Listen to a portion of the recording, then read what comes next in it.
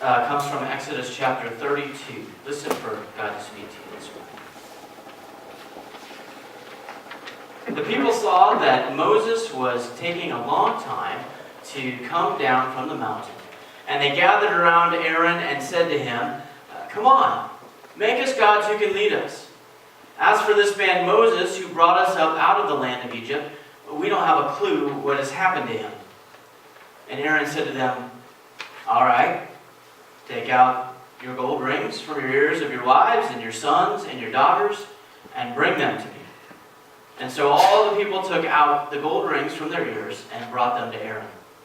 And he collected them and tied them up in a cloth. And then he made a metal image of a bull calf.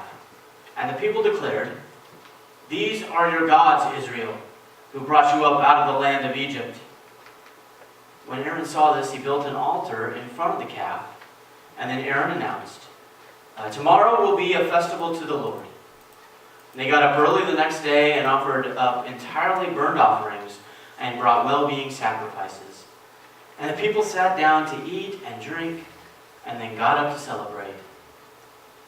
The Lord spoke to Moses, "Hurry up and go down. Your people, whom you brought out of the land of Egypt, are ruining everything.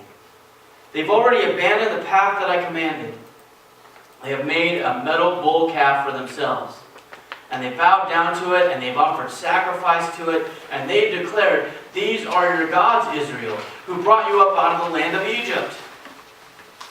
And the Lord said to Moses, "I've been watching these people, and I've seen how stubborn they are.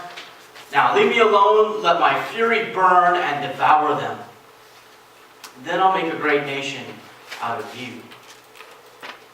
But Moses pleaded with the Lord, "Lord, why does your fury burn against your own people, whom you brought out of the land of Egypt with great power and amazing force?